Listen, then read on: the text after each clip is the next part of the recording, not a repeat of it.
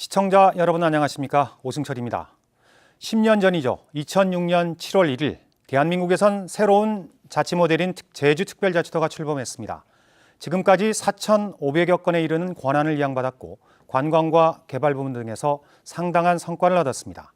하지만 풀뿌리 민주주의 후퇴와 난개발 등의 논란과 함께 도민 만족도는 낮은 상황입니다. 오늘 시사진단에서는 특별자치도 10년의 성과와 과제에 대해서 논의해 보겠습니다. 토론자 네 분 모셨습니다. 먼저 양영철 제주대학교 교수 나오셨습니다. 네, 안녕하십니까. 위성곤 더불어민주당 의원입니다. 안녕하십니까. 김방훈 제주도 정무부지사 나오셨습니다. 안녕하십니까. 강기춘 제주발전연구원장입니다. 네, 안녕하십니까. 네, 바쁘실 텐데 시간 내주셔서 고맙습니다.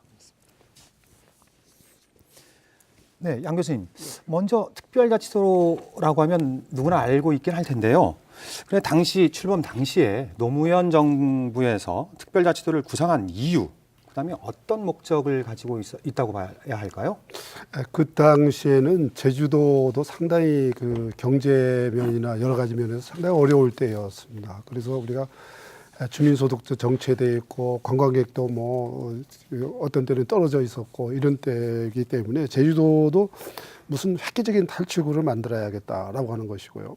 또 국제자유도시가 돼 있지만 국제자유도시를 추진하기 위한 행정체제는 전혀 개편이 안 된 상태였습니다. 그래서 그런 그 필요성이 있었고 또 정부의 입장에서 보면 정부의 국가 경쟁력이 OECD 국가 중에 아주 최하위라든지 이 뭐 중하위에 계속 머물러 있었고 그리고 그 세계화의 바람이 부는데도 불구하고 우리 그 어린아이들 소위 그 조기 유학이 매년 2만 명씩 나가는 이런 상당히 그 국가로서 보면은 후진국 형태의 그런 그 모습들이 많이 나타나 있었습니다. 그래서 이 국제자유도시라고 하는 거하고 다음에 분권을 통해서 국가의 경쟁력을 높이는 거하고 또 우리 제주도 입장에서 보면은 어떤 획기적인 행정체제를 통해 가지고 지금까지 정체되어 있던 지역 경제를 살리고 또 국제화의 선두주자인 우리 자유도시의 그 목표를 달성하기 위해서 이 특별자치도가 시작됐다. 그러니까 국가에 필요하고 우리 제주도의 필요가 딱 맞아가지고 이게 출발됐다라고 이렇게 보시면 될 것 같습니다. 네, 알겠습니다. 뭐 내일이면 정확히 특별자치도가 출범한 지 10년입니다. 뭐 이성곤 의원께서도 뭐 제주특별자치도 도의회 일대 도의원 아니겠습니까? 네, 맞습니다. 뭐 특별자치도의 의미가 남다르고 감회도 새로울 것 같습니다. 어떻습니까?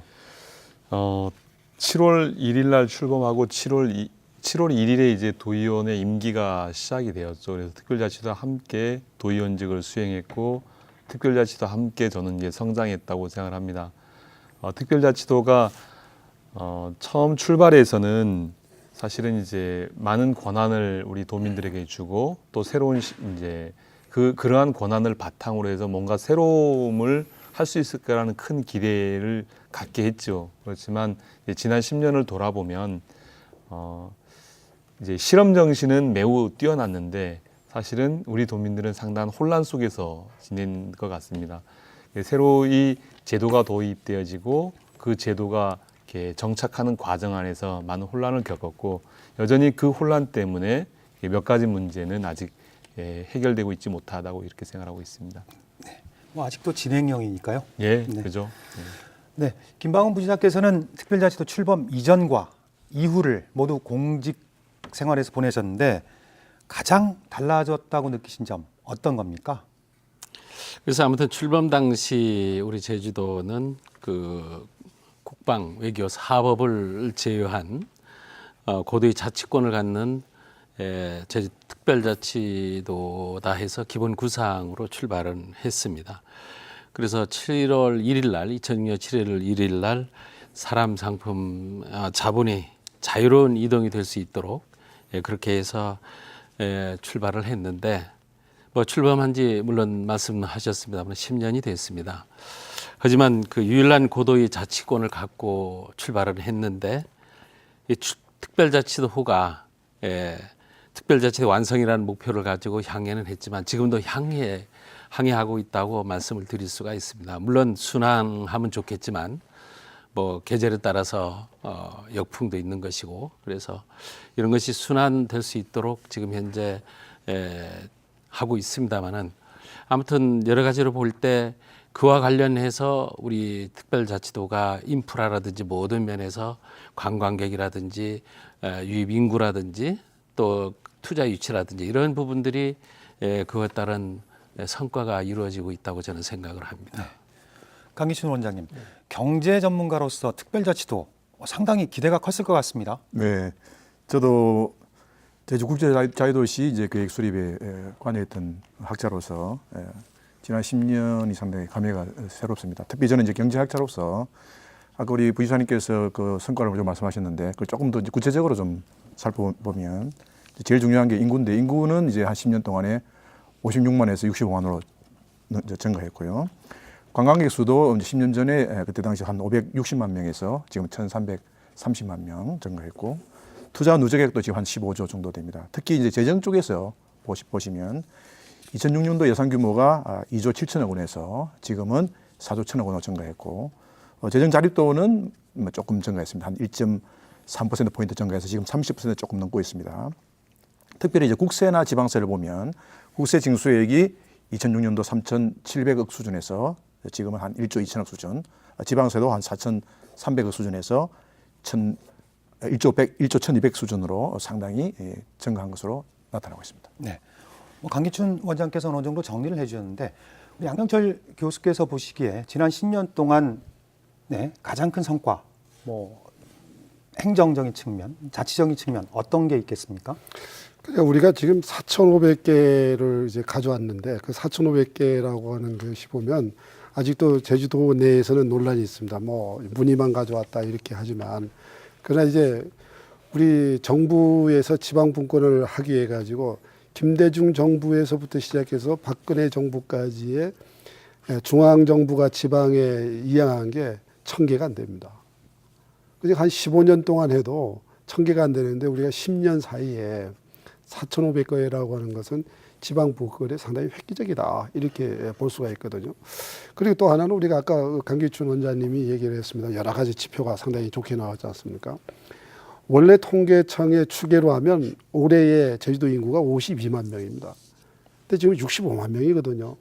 그러니까 통계청의 그 추계까지도 무색할 정도로 성장을 했다라고 하는 얘기죠. 다만 이런 그 양적인 성장에 비해서 제주도민 입장에서 보면은 그러면 결과적으로 우리들이 삶이 나아졌느냐 라고 하는 거에 들어가면 아니다 이거죠. 정말 교통 지옥이 지금 되어 있고 주택 가격 우리가 급등했죠. 토지가 급등했죠. 이게 상당히 살기는 그렇게 넉넉지 않다. 그리고 그렇다고 해서 그러면 주민소득이 다른 지역에 비해서 또 높아졌느냐라고 하면 아직도 주민소득은 10위 내거든요. 17개 그 광역자치단체 중에 이제 10위 내외에서 머물기 때문에 그러면 이 제주특별자치도가 도대체 누구를 위해서 만든 것이냐라고 하는 데에서는 우리가 상당히 고민을 되는 거죠. 주민들이 불만이라고 하는 건 당연하다라고 보는 거죠. 대신에 이게 진행 과정이다. 진행 과정이다라고 하는 그 점에서 보면 이 방향을 앞으로 방향을 아까 주민들의 삶의 질을 어떻게 높이느냐라고 하는 거하고 다음에 우리나라 지방자치사를 이끌어가는 즉 그런 시범도로서의 역할을 정말 충분히 할 수 있느냐라고 하는 그런 방향으로 좀 끌고 가야 되지 않느냐라고 하는 이런 과제를 우리한테 주는 것이 아닌가 이렇게 생각합니다. 그럼에도 불구하고 대한민국에서는 새로운 행정 계층 체계를 만들었다는 그리고 앞서가고 있다는 측면에서는 긍정적으로 봐야 되지 않을까요? 그러니까 그거 바로 그렇죠. 정부가 아까 우리 제주도에 시군을 없앤 이유가 우리 제주도에만 시군을 없애는 것이 아니라 전국을 다 시군을 없애서 100개의 그 자치단체로 단일화시킨다라고 하는 거거든요. 우리 제주도 같은 경우를 만들겠다라고 하는데 결국은 지금까지 10년 동안 노력을 했지만 마창진하고 청주 청원만 2개만 돼서 이제는 정부 입장에서도 보면 이거 거의 포기한 이제 시군을 없애기는 이제 힘들다. 심지어 우리 박근혜 정부에서 저도 그 이혼에 있었습니다만은 특별시에 있는 광역자치 구도 없애는 건 당연한 걸로 생각했는데 지금 손도 못 대고 있거든요. 그러니까 행정 계층을 없애는 것은 우리 지방자치론에서는 그렇게 얘기합니다. 행정 계층을 없애는 건 최고의 마지막 숙제다라고 할 정도로 제일 어려운 건데 우리가 시작을 너무 쉽게 한 측면이 있지 않느냐 이렇게 또 생각합니다. 네, 유정권 의원께서도 말씀을 드리면 우선 이제 10년이라는 세월 동안 특별자치도는 이렇게 성장하고 어떻든 간에 뭐 나름대로 발전을 해왔는데 그것만큼 또한 부작용 또한 앞서 이제 양영철 교수님께서 말씀하셨듯이 그런 부작용 또한 나타났다. 그래서 10년이 되어지는 지점에 특별자치도에 대한 국제자유도시 추진에 대한 검토가 전면적으로 필요하다는 기본적인 생각을 갖고 있습니다. 특별자치도가 되어지면서 앞서 이제 강기춘 원장님께서 많은 이제 양적인 성과들을 나타내긴 했지만 그것이 도민들의 삶에 실질적으로 어떻게 나타났는가? 도민들의 삶은 변하지 않았다라는 거죠. 도민들은 왜 특별자치도를 해서 이렇게 혼란스럽게 하고 내가 제기하는 여러 가지 민원들이 해결되지 아니하고 자꾸 시장이 올 때마다 바뀌어 넘겨가느냐 이런 문제 제기를 하고 있는 거죠. 그런 측면에서 봤을 때 특별자치도에 대한 행정체제의 문제에 대한 새로운 검토가 필요하고 또한 그 행정체제는 사실 국제자유도시를 만들기 위해서 체제를 수립을 한 거 아닙니까? 그러면 그 목적으로 있는 국제자유도시가 정당한 것이었는가? 지금까지 10년 동안 우리는 이제 개발과 투자를 중심으로 해서 운영을 해왔습니다. 그런 부분에서 많은 성과를 냈죠. 외국인들에게 영주권을 주면서 투자하게 만든다든가, 그래서 중국 자본이 물밀듯이 들어왔다든가, 이런 것들은 존재하는데 구체적 우리 도민의 삶에는 큰 이익을 주지 못했다. 도민의 삶의 변화를 이끌어내지 못했다. 그렇기 때문에 이 지점에서 구체적인 평가가 필요하다. 저는 그렇게 생각합니다. 행정체제 개편이라든가 그 외 문제는 뭐 조금 세부적으로 나중에 짚어보도록 하겠습니다. 그렇다고 하지만 아까 경제적인 측면도 있었고 제주도가 처음 출범 당시에 목표로 했던 5개 핵심 산업들이 있지 않습니까? 그런 것들은 어느 정도 안착이 됐다고 봐야 되지 않을까요? 지금 도에서는 그 부분은 어떻게 평가를 하고 계십니까? 지금 핵심 산업들이 안착이 돼 있다고 보고요. 지금 현재 사실 10년 사이에 많은 변화를 한 것은 확실하게 얘기할 수가 있습니다. 예를 들어서 영어 교육도시라든지 국제학교, 그리고 또 첨단 과학기술 단지, 또 혁신도시 건설이라든지 이런 부분들이 과감하게 추진할 수 있는 기회가 되어 있고요. 또 무비자 확대라든지 또 세계 자연유산 등재 등으로 해서 관광객이라든지 이주민들이 많이 왔고, 또 그로 인해 가지고 지금 현재 비교를 해보면 2006년 출범 당시하고 2015년까지 관광객이라든지 유입인구라든지 세입이라든지 그에 따른 뭐 지방세 부분이라든지 말씀을 해보면 굉장히 많은 변화를 가져왔습니다. 인구만 하더라도 56만 원에서 약 65만 명으로 9만 명이 증가됐고요. 그리고 관광객이 800만 명이 증가를 했습니다. 당시보다. 그래서 금년이면 약 1,500만 명 정도가 예측을 할 수가 있고, 경제 성장률도 14년도에 비교하면 확인해 보면 3.3%인데 이 부분도 전국이 3.3%인데 제주는 4.8%입니다. 성장률로 봐서는 전국의 최고로 이렇게 되고 있고 해서 이러한 효과가 특별자치도가 출범하면서 아까 5가지의 목표들이 점차적으로 정착이 돼 있기 때문에 그런 효과가 왔지 않냐 그런 생각을 합니다. 네, 그러면 부시장께 한 가지 여쭈면서 다음 주제로 자연스럽게 넘어가겠습니다. 지금 국무총리실에서 특별자치를 평가하지 않습니까? 거기 보면 전체적으로 평가가 한 80점대 초반이 나오는데 그 가운데서도 도민들의 만족도를 조사하면 이게 60점대 나오지 않습니까? 수미 양가하면 한 양 정도 되는 건데 도에서는 왜 이렇게 도민들의 만족도, 체감도가 좀 낮다고 보시는 겁니까? 아마 시기에 따라서 다를 수도 있다고 보는데요. 조사 시점에 따라서 많은 인구, 많은 관광객이 오면서 교통이 불편하고 주차가 불편하고 또 그거에 따른 주거 공간이 부족하면서 부동산이 증가되고 양질의 서비스가 없고 또 그 모든 게 여건이 뭐 쓰레기가 많이 발생되고 있고 고용 창출도 어려워 있고 이러한 부분들이 결과적으로는 와닿는 체감 정도가 현실하고는 좀 다르지 않냐 그래서 이런 부분들이 현실적으로 앞으로 제6단계를 통해서 하나하나 풀어가야 될 핵심 과제가 아닌가 생각을 합니다.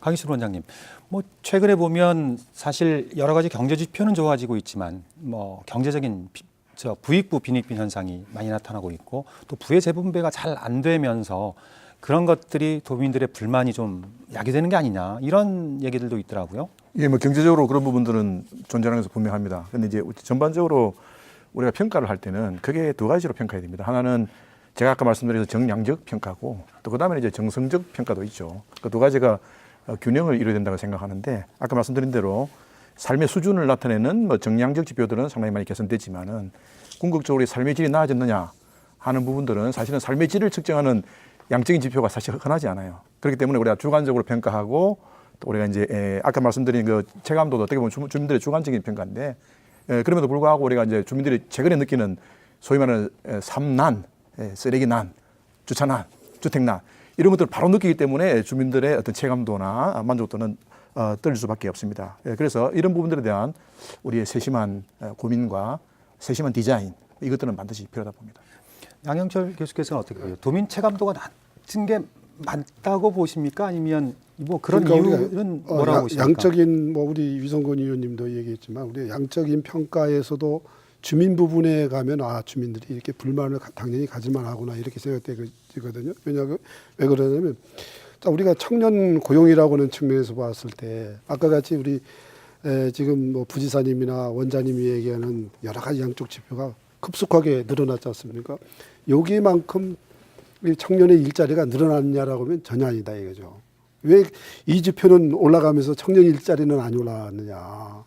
그러면 또 아까 같이 소득은 왜 그렇게 또 급성장하지 않고 소득의 그 수준은 이렇게 중간 수준에 계속 유지하고 있느냐에 대한 얘기로 봤을 때 주민들이 일상생활하고는 아까 말씀한 대로 삼난이라고 하는 삼난 부분은 가속화되는데 주머니는 옛날 주머니하고 그대로다라고 하면 당연히 불만 가질 수밖에 없지 않느냐라고 하는 거죠. 그래서 그렇기 때문에 이제는 그 도라든지 뭐 이제 우리 제주도 특별자치도가 너무 성장 관리에 무조건 다다익선으로 많이 들어오면 그게 좋은 곳이다라고 하는 것이 아니라 이젠 이 투자가 우리 세금만 나가는 것이 아니고 우리 지역 주민들의 일자리와 그리고 실질적인 우리 주머니 사정이 좋아지는 이런 것이냐라고 하는 평가 우선이어야 되지 않느냐. 전에는 외화를 많이 들어오는 게 좋겠다 하지만 이 외화라고 다 좋은 건 아니거든요. 그리고 대자본이 투자를 한다라고 다 좋은 건 아니지 않습니까? 그 이제 자본의 성격을 이제 따질 정도로 우리가 어느 정도 이제 올라와 있다. 이제는 성장을 이제 정말 관리할 때가 됐다라고 하는 그런 관점에서 돼야 이게 지역 주민들이 특별자치도라고 하는 게 우리한테 정말 선이구나. 나쁜 것만 주는 것이 아니라 좋은 걸 주는 제도구나 이렇게 느끼지 않을 건가라고 생각됩니다. 재점검할 때가 왔다. 네. 이제 인구가 56만에서 65만으로 늘었는데 적정하게 늘었느냐 사실은 이 고민이 저는 돼야 된다고 봅니다. 뭐 그 당시 예상 목표로 아까 이제 양영철 교수님께서 52만이었는데 통계 수치가 이제 65만 늘었다고 말씀하셨는데 65만으로 늘었더니 결국 나타난 현상이 교통 지역이고 주차 대란의 모습으로 나타난 거죠. 우리가 이제 특별자치도를 제대로 관리했느냐라는 고민이 떨어진다고 봅니다. 또한 지금에 있어서 부동산 급등, 이게 누구 책임이냐? 결국은 특별자치도가 만들어져서 특별자치도의 책임일 수 있죠. 왜냐하면 모든 성과를 특별자치도가 가져간다면 그 과오 또한 마찬가지로 특별자치도가 가져가야 된다고 봅니다. 부동산이 급등해서 삶의 질이 급격히 떨어지고 있는 문제에 대해서 우리는 볼 필요가 있다라고 생각을 하고요. 전체적으로 보면 지방정부의 권한은 확대되었습니다. 지방정 행정 권력은 많은 권한을 가짐으로써 확대되었죠. 그런데 그 권력이 주민에게 편익으로 넘어갔느냐 하면 그렇지 않다는 데 문제가 있고요.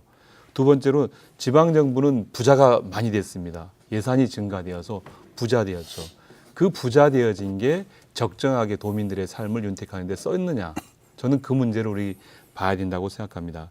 아울러서 특별자치도가 출범한 이후에 강정 해군기지 문제로 10년 동안 사회 역량이 소모되었죠. 행정체제 개편 문제 때문에 지금도 논쟁을 하고 있고 사회 역량이 소비되고 있습니다. 그런 것들은 사회적 비용으로 지불하고 있는 상태라고 봅니다. 그런 것들 때문에 사실은 우리 도민들이 만족도를 느끼기가 어렵지 않는가 이렇게 생각합니다. 네. 많은 권한을 가져온 만큼 도지사나 공무원들이 아마 책임을 져야 되는 게 분명할 겁니다. 그 권한은 왔고 이런 것들이 아까 위성권 의원께서 말씀하셨는데 도민들에게 돌아가지 않다 보니까 나오는 말들이 제왕적 도지사, 뭐 소통령 이런 얘기들 아니겠습니까? 김방훈 부지사께서도 지금 요새 밤낮 없이 도민들을 만나고 계시지 않습니까? 뭐 네, 그런 얘기를 그렇습니다. 가끔 들으십니까? 예. 어떻습니까? 예, 업무의 정도에 따라서 많은 도민들하고 예, 그런 만나고 약간 있습니다.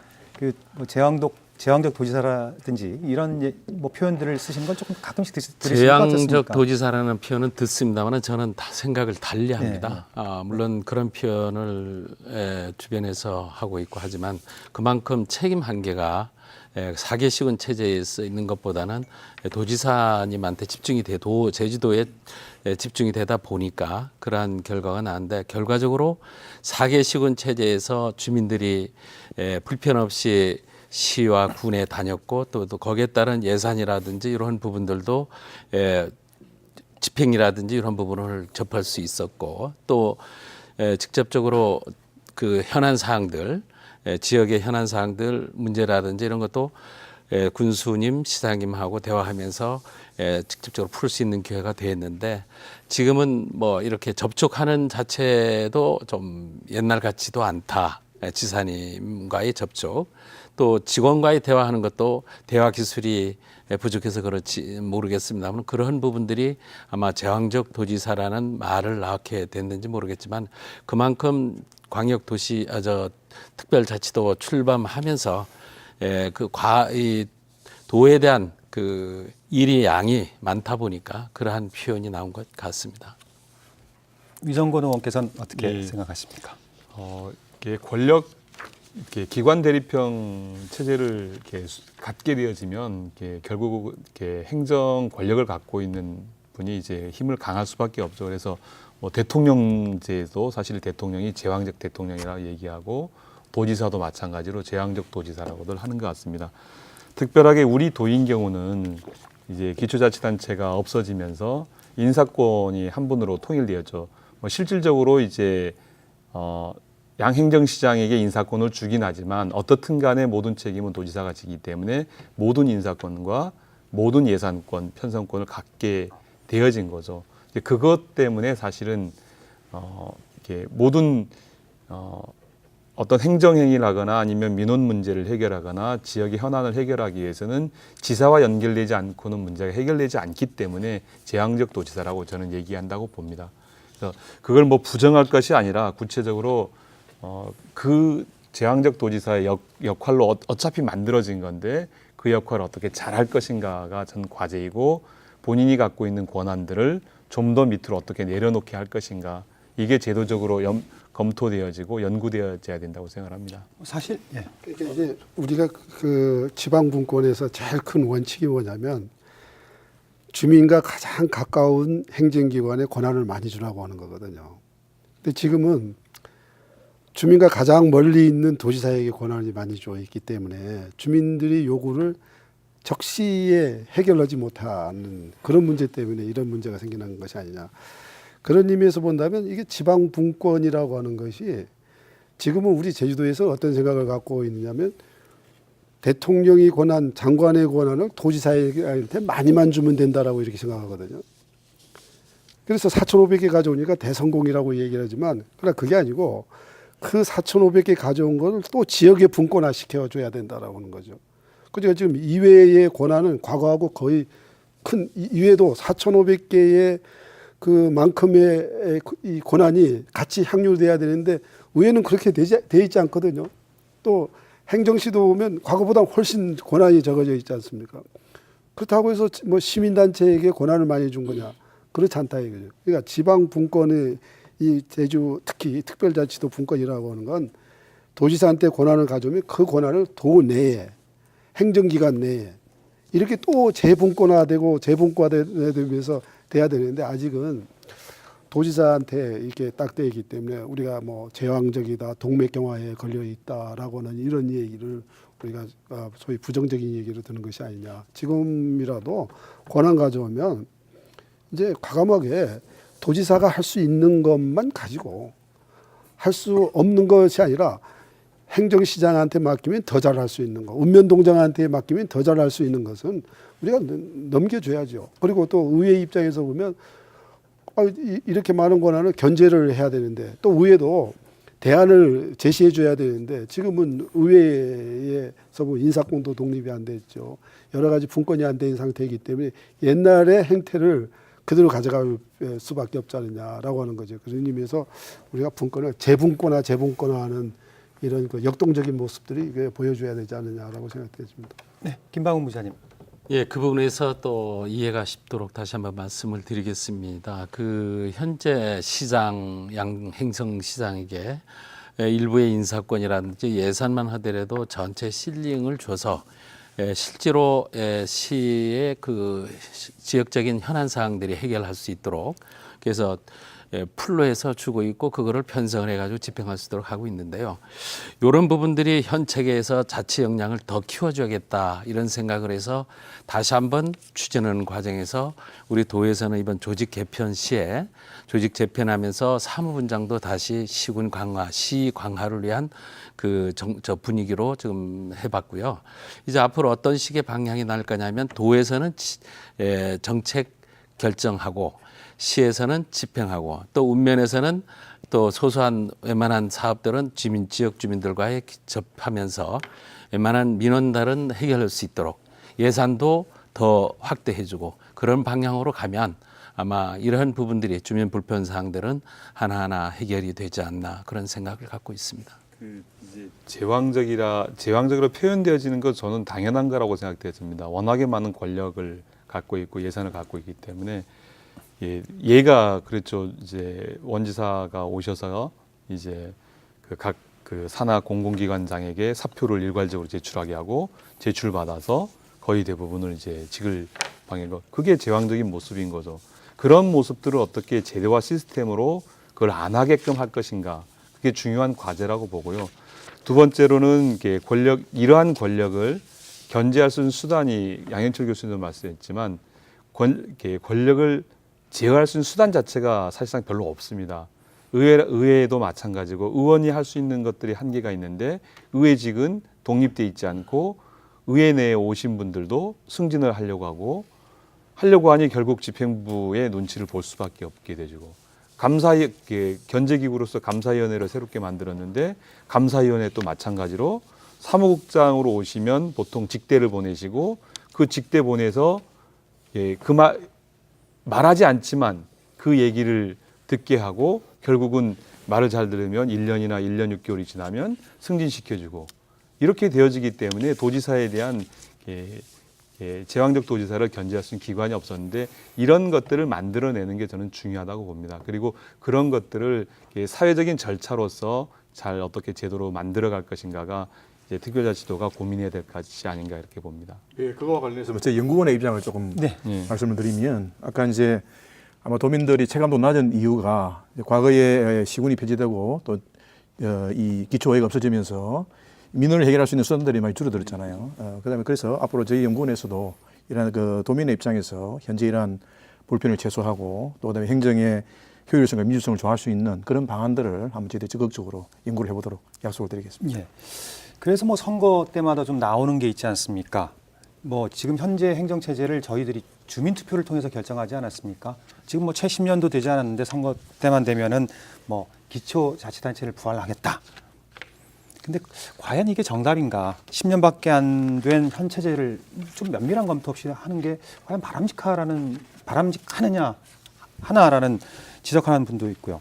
양 교수님, 현재의 체계 바꾸는 걸 검토해봐야 할 시점이라고 보십니까? 어떻습니까? 뭐 이제 제도라고 하는 건 항상 뭐 이제 변할 수밖에 없고 그건 뭐 이제 검토한다라고 하는 다고 해서 당장 바꾸는 건 아니니까요. 검토는 뭐 충분히 해볼 필요가 있는데 근데 하나는 그 지금 우리 저 위성곤 의원님도 얘기했습니다만은 뭐 우리 특정 인사에 대해서 얘기하면 좀 이상한 얘기입니다만 우리가 원지사가 왔을 때의 기대는 뭐냐면 이전 지사와는 다른 모습일 것이다라고 하는 거거든. 아주 크게 얘기를 하면 그 얘기는 무슨 말이냐면 굉장히 분권적으로 갈 것이다. 그리고 공정할 것이다. 뭐 아까 재앙적인 것 행사 아닐 것이다라고 하는데 그 이전의 지사하고 별 다른 게 없다. 이렇게 지금 하는 데서 이제 지사의 우리가 주민 체감도가 낮고 지사에 대한 불만이 점점 커지는 것이 아니냐라고 하는 거거든요. 아까 지금 우리 그 시장도 러닝메이트제가 돼 있거든요. 러닝메이트가 되어 있는데 딱 한 번 실시한 거예요. 러닝메이트를 해서 이건 4년 동안 나랑 같이 가겠다. 그래서 4년 동안 임기를 보장하면 이 이제 행정시 직원들이 저분은 이제 도지사하고 4년 동안 같이 가고 다음에도 재선될 수도 있다라고 하면 지금과 같이 시장과 직원과의 그런 흩어진 관계는 아닐 것이다라고 하는 거거든요. 그러니까 지금의 있는 제도만 잘 활용해도 현재의 임명직해서 다 임명직하면 이 주민들이 무슨 어떤 다른 생각을 하는 것이 아니라 다음 선거를 위한 것인지 자기 측근을 가서 하는 것인지 이게 부정적으로 보거든. 저 사람이야말로 오면은 우리 의견을 잘 전달해 줄 사람이라 이런 기대감을 가져야 되는데 저거 좀 무슨 다른 생각을 갖고 있구나라고는 이런 생각을 서로 가지니까 벌써 취임할 때부터 뭐 좋은 마음을 안 갖고 시장을 받아들이니까 그런 문제가 있잖아요. 아까 같이 우리 부지사님이 뭐 권한 주고 뭐를 준다고 해도 그거는 우리가 상당히 형식적이라고 보는 거거든. 지금 시장의 소위 그 위상을 주민들이 어떻게 봐주느냐라고 하는 게 가장 중요한 것이 아니냐라고 하는 의미에서 본다면 현재의 러닝메이트제 이거 안 되면 다음에 부활을 기초자치단체 부활해야 할 수밖에 없다라고 하는 이런 결론에 이제 도달할 수밖에 없죠. 그러니까 현재 있는 제도가 뭐냐면 아까 같이 러닝메이트인데 4년을 같이 가고 다음에 이것도 절대 이게 소위 불뿌리 민주주의에 너무 안 된다라고 싶으면 과거에 우리 불뿌리 민주주의의 그 상징이 기초자치단체 부활하는 방향으로 갈 수밖에 없지 않느냐. 사실상 어찌 보면 과거로 되돌아가는 회귀, 뭐 퇴보라고 하시는 분들도 있긴 한데 그리고 더군다나 뭐 권력들을 지금 받은 권한들을 다시 재분배해야 되고 효율성도 떨어지고 이런 건 있을 것 같습니다. 유성권 의원님, 뭐 기초자치단체 부활을 꼭 하자는 게 아니라 지금 현책에 대한 불만들이 나오는 것 같거든요. 뭐 이런 것들을 보완할 수 있는 대안, 합리적인 대안은 없을까요? 제도가 새롭게 바뀌는 것이 뭐 태보다 이걸 뭐 진보다 이렇게 얘기할 수는 없을 것 같습니다. 맞는 것을 찾아가는 거고요. 저는 뭐 이렇게 이제 사개시군이 부활됐으면 하는 바람을 갖습니다. 그게 어떤 형태로 됐는 간에 기초자치단체 부활이 되는 모습이 중요한데 그 이유는 그렇습니다. 다른 지방자치단체는 전부 기초자치단체를 운영하고 그들 내부의 경쟁력을 갖고 살아가는데 왜 우리 도민만 그러한 권한을 이렇게 누리지 못하게 됐는가? 기본적인 의문이고요. 두 번째로 지금 특별자치도 단일 광역 체제가 현실적 경쟁력을 어느 만큼 담보하고 있는가라고 봤을 때 저는 이제 지난 10년의 평가를 보면 별로다라고 생각이 되어지기 때문에 그렇게 생각합니다. 저는 이제 우선적으로 특별자치도에서 제도를 단일 계층으로 하던 그리고 아니면 기관 대립형으로 하던 아니면 뭐 위원회형으로 하던 뭐 이렇게 내각제 형태로 하던 이 제도 운영의 자율권을 저는 우리 특별자치도가 가져야 된다고 봅니다. 그리고 그걸 갖고 나서 그걸 가지고 우리 스스로 어떤 제도를 선택할 건지 도민 스스로 결정하는 게 합리적이지 않을까라고 생각이 되어집니다. 뭐 다른 얘기지만 지난 이제 10년 동안 지방의회 활동을 하면서 서귀포 시장의 임기가 이제 원희룡 지사 전까지 13개월, 제주시장의 임기가 18개월이더라고요. 그래서 제가 이제 그 제안을 했죠. 조례도 발의했고 행정시장 인사청문회를 해서 최소한의 임기라도 보장을 받아야겠다. 그러지 않고는 밑에 있는 공무원들이 중견 공무든 아니면 하급 공무원이든 간에 시장을 중심으로 해서 모이질 못해요. 일도 하지 못하고.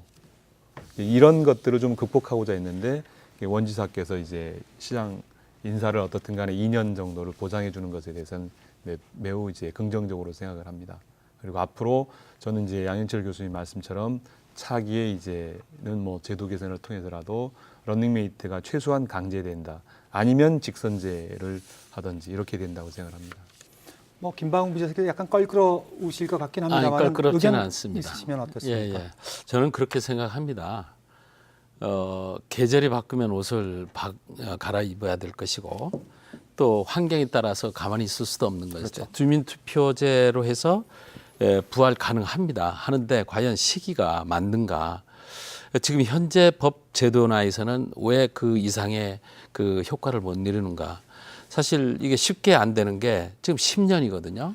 우리 제주특별자치도가 출범하면서 표본을 우리 마데이라하고 홍콩, 싱가포르에 계획을 우리 목표를 두고 지금 출발을 했는데 지금은 상황이 바뀌어졌습니다.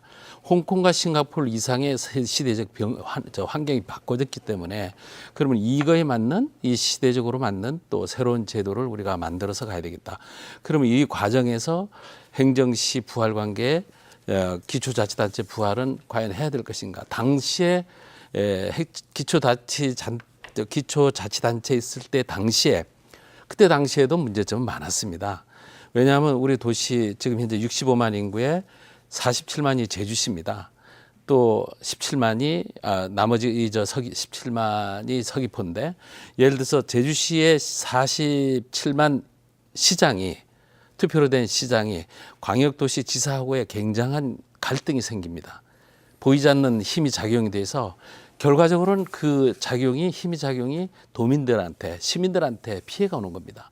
사업을 하든 행정 처리를 하든 갈등이 생기는 겁니다.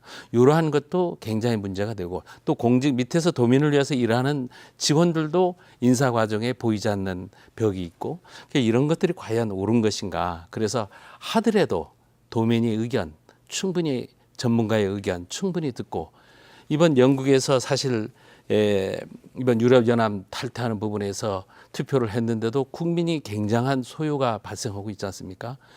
심사숙고해서 결정을 해야 된다고 저는 생각을 합니다. 우리 조금 좀 다른 게요. 그 당시에는 시군이 무슨 폐지돼야 되냐라고 하면 정부가 강력하게 요구했거든요. 왜냐하면 제주도의 시군이 없애는 기점으로 해서 전국화시키겠다라고 하는 것입니다. 그러니까 이건 필수적인 상황이다라고 했는데 지금은 그 체제하고는 전혀 다르게 정부가 거의 포기한 상태이고 또 포기한 상태라고 하는 건 뭐냐면 시군이 있어야 되겠다. 마찬가지는 지금 뭐 통합해놓으니까 매일 다투잖아요. 과거에는 따로 나왔을 땐 잘 살던 동네가 이제 뭐 합쳐져 놓으니까 벌써 의회에서는 분리안이 통과됐습니다. 우리 창원시의 의회에서는 세계를 옛날로 돌아가자 이렇게 의결된 지가 오래거든요. 그리고 또 지금 만약에 시군이 부활되면 과거와 같이 이게 뭐 지역개발권도 시장한테 있고 뭐 또 우리 생활행정권도 도지사한테 있고 그런 것이 아니라 완전히 정리된 상태. 지역개발권은 완전히 도지사한테 있고 생활행정권만 시장에게 있고 또 현재의 4개 시군이 뭐 보다 지금 국회의원 선거구로 해가지고 3개로 이렇게 나눠서 한다라고 하면 우리가 그렇게 우려할 정도 혼란이거나 그렇지 않을 것이다. 그렇게 하더라도 도지사 권한은 훨씬 강하고 시장 군수는 지금의 구청장 수준의 정도의 그 권한을 갖지 않겠느냐 이렇게 봐집니다. 그런데 그 여러 가지 행정의 효율성이라든가 산업활동하는 측면에서 보면 단층제가 지방자치단체에 있는 것보다는 낫지 않습니까? 강기춘 원장님께서는 글쎄요, 어떻게 보십니까? 제가 여기서 뭐가 최선인지를 사실은 답을 그렇죠. 드리기 어려울 것 같은데, 근데 모든 제도가 장점이 있고 단점이 있지 않습니까? 근데 우리가 이제 제도를 보완하고 수정을 하기 위해서는 현재 뭐가 문제인지에 대한 정확한 진단이 좀 필요할 것 같고요. 따라서 아까 말씀하신 여러 가지 국내 현실이라든지 제주도의 또 현실, 그다음에 제도적인 여건 이것들을 종합적으로 좀 고려해서 모두 도민들이 좀 적극적으로 합리적인 대안을 만들어가는데 다 같이 지혜를 모아야 될 거라 생각합니다. 오늘 우리 전문가들을 포함해서 모든 도민들이 다 같이 한번 지혜를 모으는 것이 필요하지 않을까 생각합니다. 네, 특별자치도를 선택함에 있어서 가장 중요한 부분은 그렇게 봤던 거죠. 국제자유도를 추진하는데 어떻게 행정의 효율성을 담보해서 이를 빨리 추진할 것인가. 그건 결국 이제 기업들이 사업을 원활히 어떻게 보장해 줄 것인가.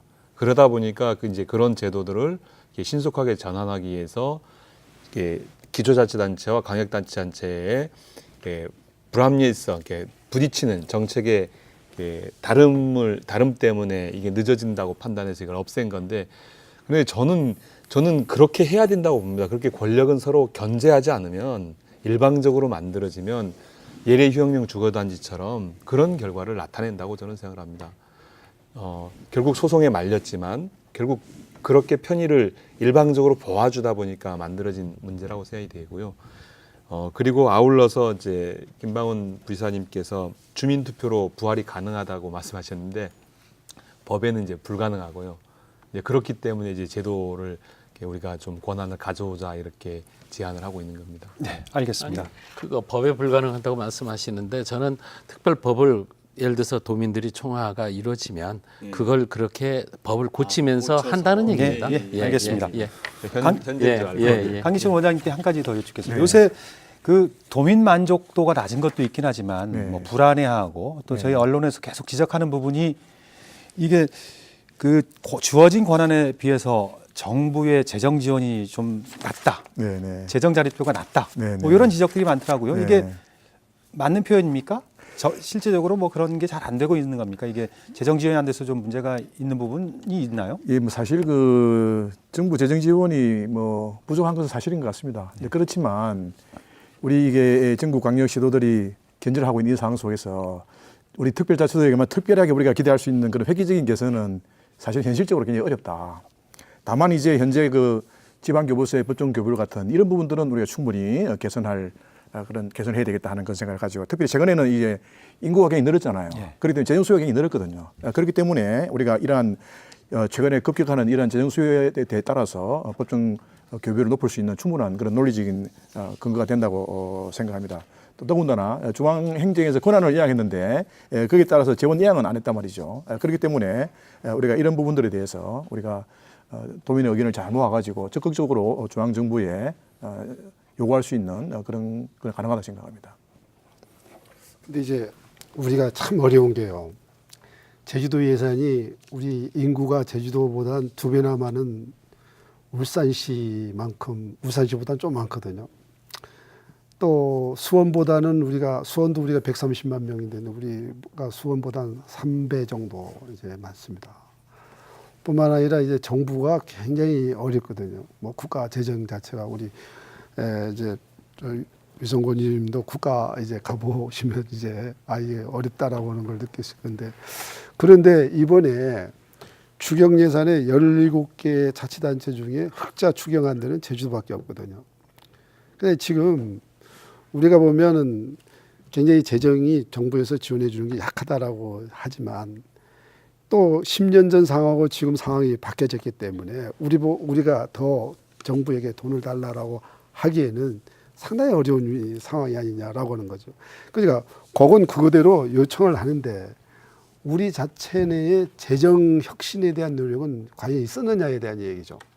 지금도 우리가 선진국 우리 강 교수님도 잘 아시겠습니다만 선진국가는 이미 세입 중심이 아니라 지출 중심이지 않습니까? 어떻게 돈을 잘 썼느냐라고 하는 것이지 얼마나 누가 우리 세금을 많이 걷어들이냐라고 하는 것이 아니다 이거죠. 근데 현재의 우리 제주도가 지금의 예산을 가지고 정말 잘 쓴다라고 한다면 이 잘 쓰는 이 혁신이 결과적으로 전국화 시켜달라고 하는 게 정부의 지금 바람이거든요. 근데 우리나 다른 자치단체나 뭐 재정 혁신에 대한 부분은 거의 이루어지지 않고 있지 않느냐라고 한다면 우리가 아까 말씀한 대로 재정의 지원에 대한 요구는 뭐 다 자치단체마다 요구하는 거니까요. 근데 그거는 그 예외로 우리가 할 수 있는 그 재정의 혁신 같은 것들은 정말 부단하게 노력해야 되지 않느냐.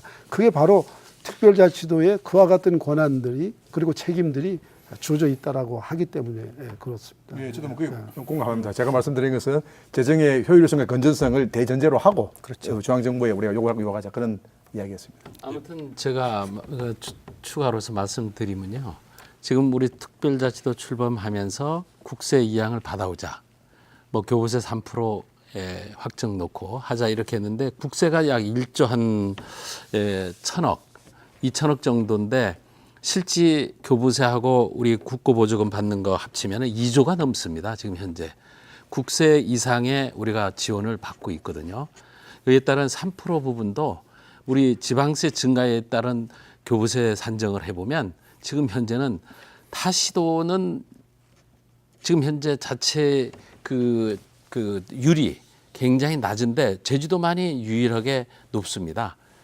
그런 상황이기 때문에 지금 당분간은 지금 현재 우리가 관망하고 계속 절충은 하고 있지만 아무튼 국가 사업을 전부 국가 업무를 가져오고 이양받은 이후에 3단계까지 300을 가져와서 마이스 산업에 지금 투자를 하고 추진을 하고 있습니다. 4단계에서 이루어지는 국가 이관 사업도 우리가 지금 요거를 지금 추진 중에 있고 앞으로도 법 제도화해서 6단계 요거를 빠지지 않고 가져오려고 하고 있습니다. 그런 비용들을 이런 것들을 관리해 나가고 하면 오히려 특별자치도면서 국고보조 부분에 대해서 좀 미약하다 이런 부분들은 우리가 조금 더 적극적으로 나서면 특히 우리 유성건 의원님이 계십니다만 앞으로 협력을 해서 하시게 되면은 아마 그 부분은 그 이상의 효과를 누릴 수 있지 않냐 하는 생각을 갖습니다. 이제 교부세 법정률 3%를 한 이후에 네. 교부세 평균 증가액보다 훨씬 우리가 미달되게 증가하고 있죠. 다른 지방자치단체에 비해서 전국 최하입니다. 지난번 저희 국회에서 관련된 토론회가 있었는데요. 그 토론회에서 얘기됐던 게 교부세율 중에 제주도가 맨 꼴찌 증가율. 다른 재정 수요가 분명히 발생하고 있음에도 불구하고 하지 못하는 것들이 있고요. 두 번째로는 교부세는 어디 갔지? 지금 국회에서 논의되어지고 있는 것 중에 하나는 이제 권한이 지방 정부로 이양되어지면 그것에 따라서 재정도 이양하게끔 하는 제도를 만들어가자. 지금 이것들을 논의를 하고 있습니다. 외국의 이제 지방 정부나 제도는 그렇게 되어 있습니다. 어떤 일이 만들어져서 일이 늘어나서 지방 정부로 옮겨주게 되면 그것만큼의 재정을 할 수 있는 것들을 만들어서 제도적으로 보장을 해주는 거죠. 그렇게 해야 권한을 가져와서 일을 하게 된다라고 생각이 되기 때문에 앞으로 이제 그런 형태로 좀 바뀌어 나가면 그런 식으로 바꾸고 제도를 바꿔 나가야 되겠다 이렇게 생각합니다. 네, 알겠습니다. 뭐 지금 국제자유도시나 특별자치도나 아직 완성된 게 아니지 않습니까? 아직도 진행형인데 앞으로의 방향을 잘 잡아야 하고요. 그런데 예전엔 홍콩하고 싱가포르를 모델로 했었다고 하면 그러다 보니까 뭐 경제적 성장, 지표 성장 위주에 초점을 맞췄고 도민들의 체감도나 만족도는 낮았고 그러다 보니까 요새 그 제주 특별법의 목적을 담은 제1조를 바꿔야 된다라는 지적들이 있습니다. 뭐 유성권 의원께서 지난 총선에서 이 부분을 공약하셨죠. 예, 공약했습니다. 뭐 예. 왜 개정이 필요한지 어떤 내용으로 바꾸자는 거였습니까? 예, 우선 이제 국제자유도 추진과 관련되어진 역사를 살펴보면 1991년에 만들어진 제주개발특별법 그리고 2002년에 만들어진 국제자유 조성을 위한 법령 그리고 이제 세 번째로 이제 특별자치도 설치 및 국제자유 조성에 관한 법률 이렇게 세 가지로 세 차례에 걸쳐서 관련 이제 법의 목적들이 바뀌게 되어지는데 특별법에서는 도민 주체에 의한 지역의 공동체를 활성화시키어서 우리 도민의 삶을 윤택하기 위해서 이제 법을 만들게 되어집니다. 그 시절에는 그 법이 이제 2002년도에 약간의 변경을 거쳤다가 2006년도에 법이 만들어지면서 아주 바뀌어 버리죠. 어떠한 고도의 자치권을 주고 어떻게 해서 국제자유를 추진하는데 국제자유를 통해서 국가 발전에 이바지함을 목적으로 한다라고 법의 목적이 되어 있습니다. 모든 일들이 사실 국가 발전에 이바지하는 거죠. 그렇지만 법 자체가 도민의 삶이라든가 도민의 우리 사회 공동체성이라든가 우리 역사성이 근거하지 못하고 국가 발전에만 이바지하게 되어지면 국제자유도시라는 것은 즉 제주도라는 것은 국가 발전의 수단에 불과한 거죠. 그래서 어떤 기계에 불과하기 때문에 그것은 잘못되어진 거다라고 생각을 합니다. 그래서 그것의 목적이 도민의 삶의 질을 높이고 그리고 우리 도의 번영을 할 수 있는 방향으로 법의 목적이 바뀌어야 된다고 생각합니다. 그리고 또 그 이제 조금 이제는 우리가 1조의 주민 그 복지에 대한 부분, 주민에 대한 부분을 강화시키려고 하는 게 그 우리가 홍콩은 제일 먼저 시작할 때 5만 명이었거든요. 근데 이제 700만 명이니까 뭐 홍콩의 원주민은 0.01% 정도밖에 없는 거고요. 싱가포르도 뭐 이제 큰 차이는 없습니다. 근데 우리는 지금 어쨌든 여기에 우리 도민들이 70% 이상이지 않습니까? 근데 여기 지금까지는 우리가 특별자치도를 위해서 열심히 뛰었는데 뛴 게 우리 유성권 의원님 얘기 들어가면은 행정만 부자 신나고 행정만 부자가 돼서 근데 이제 다시 되돌아보면 주민들은 저기에 떨어져 있다 이거죠. 그러니까 가계부채 전국 1위죠. 농가부채 1위죠. 이거 뭐 교통난 뭐 이게 저기서 허덕이는데 이제 행정만 앞서가는 이런 형상에서 있지 않느냐. 그래서 이제 행정도 숨고르기를 한다는 차원에서 그러면 그 숨고르기를 하라라고는 그 이제 명령이 어쨌든 모든 법의 이제 1조니까요. 1조에 주민에 대한 그 이제 그 복지에 대한 부분, 주민에 대한 관심에 대한 부분을 당연하게 그 두는 그런 그 의미에서 본다면 1조가 빨리 이제 개정이 돼야 되지 않느냐 이렇게 생각됩니다. 네. 사실 뭐 국가의 목적이 국민의 행복을 위한 거 아니겠습니까? 그렇죠. 예, 뭐 예. 거꾸로 얘기하면 국민들의 역할은 국가가 잘 되게 하는 게 목적이고. 아니, 뭐- 국가 입장에서는 지방 정부를 그렇게 보면 그건 수단에 불과하죠. 그건 수단에 불과한 그래서 거고. 필요하다라는 거죠. 뭐 지금 제주도에서 6단계 제도 개선을 추진하고 계신데 이 내용이 포함됐죠. 예, 6단계 제도 개선하면서 1조 목적, 물론 1조 목적이 법이라는 것은 사실 신중을 기해야 되는 건 맞습니다. 이 법이 취지라든지 이에 따라 영향, 이 법의 안정성, 또 국민의 또 예를 들어서 공감대라든지 필요합니다. 그래서 중요시하게 생각하고 있고, 그래서 이번 1조 목적에는 아까 우리 양희철 교수님께서 말씀했듯이 그 친환경적인 국제자유도시 도민 복리 증진이라는 표현이 들어가게 됩니다. 그게 없었는데 이게 들어가게 되고 6단계 제도 개선에는 실제로 필요한 기능, 법 테두리 내에서 곧잘 보호 지역이라든지 지정 근거 마련하는 겁니다.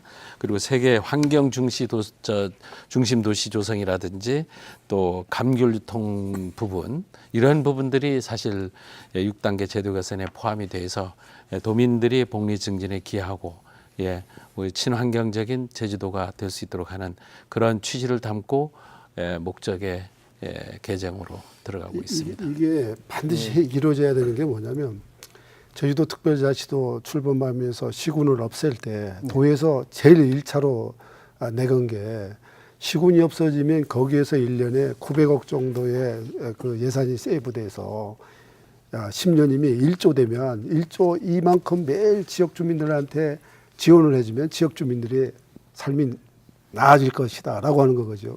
그래서 그 돈을 어떻게 이제 이제 소위 절약을 하느냐? 공무원의 숫자를 4,000명에서 3,200명으로 줄이겠다라고 하는 거거든요. 근데 지금 5,200명입니다. 2,000명이 더 늘어난 거거든요. 2,000명을 더 늘어났다라고는 얘기 아까 말씀드린 대로 행정만 자리가 많이 늘어났고 그 비용의 부담을 결과적으로 그 비용 부담하다 보니까 그 돈이 주민들 복지에 못 땄다라고 하는 얘기가 상당히 중요한 거라고 보거든요. 그러니까 현재의 지금도 계속 공무원 올해도 이번도 공무원의 숫자가 100명 이상 늘어난 거 보고 저는 상당히 놀랐습니다. 다른 지역에서 볼 수 없는 거거든요. 그러니까 우리도 이제 행정은 군사를 이제 빼는 방향으로 가서 그 돈 가지고 복지를 하지 않으면 돈 나올 데가 없거든요. 경상비가 지금 우리가 경상비 인건비가 그 이전에는 8%에서 지금 15% 가고 있거든요.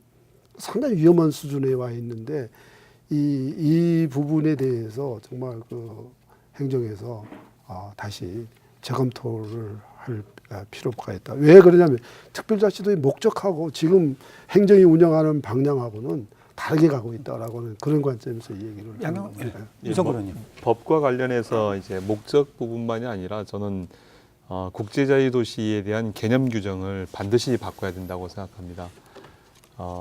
앞서 이제 우리 김방훈 부시장님께서 그 개념에 대해서 살짝 말씀하셨는데 사람, 상품, 자본이 국제적으로 자유롭게 이동하고 그리고 기업의 편의가 최대한 보장되도록 규제 완화와 국제적 기준이 적용되는 단위를 말한다라고 얘기했습니다. 국제자유도시라는 게 사실은 우리 도민의 삶과 유리되어지게 기업의 편의가 보장되도록 하는 도시를 만드는 거예요. 그 도시를 만들기 위해서 제도도 만들었고 제도도 운영하고 있는 겁니다.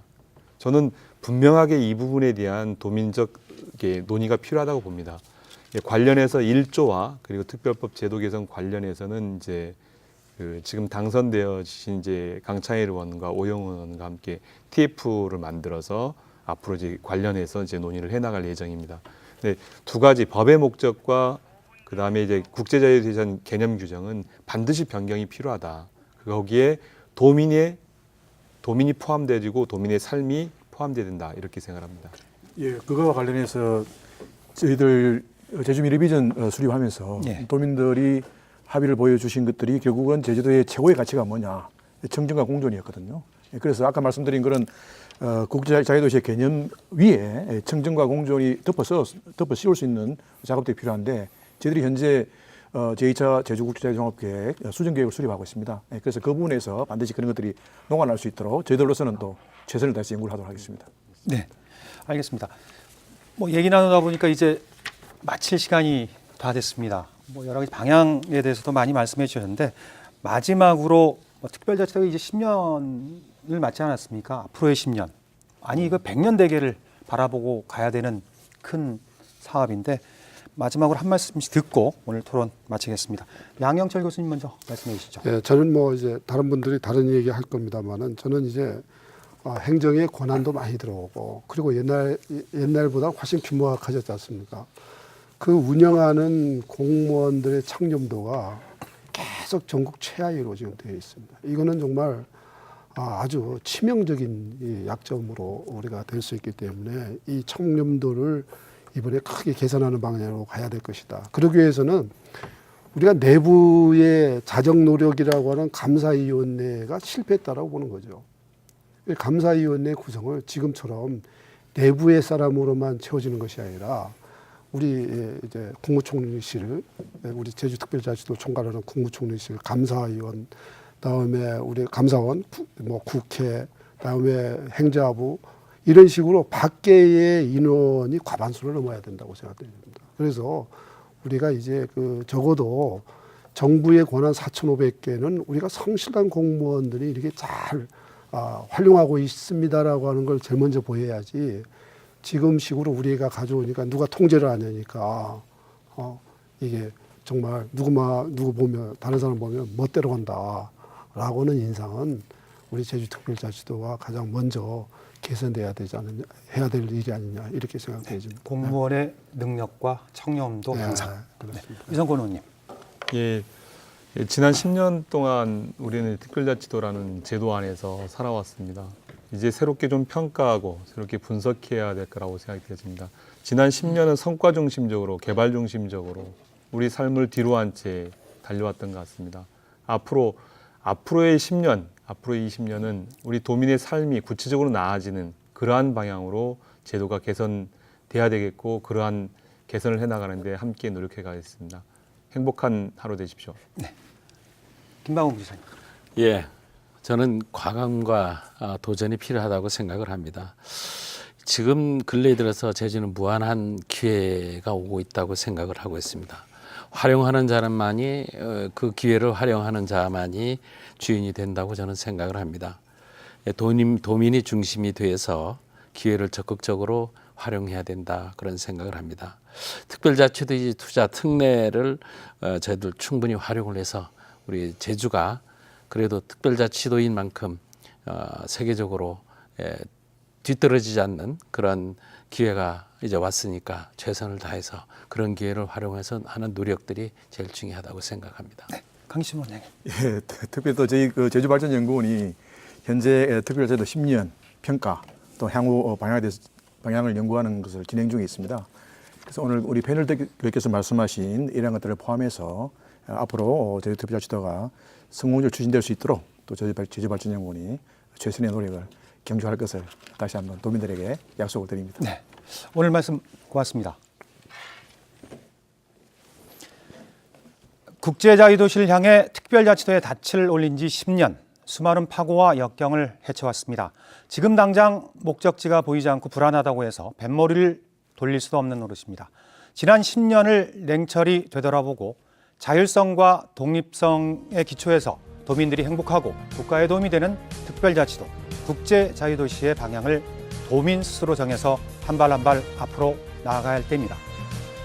오늘 끝으로 제가 시사진단 진행해서 물러나게 됐습니다. 그동안 성원해 주신 시청자 여러분께 다시 한번 감사의 말씀드립니다.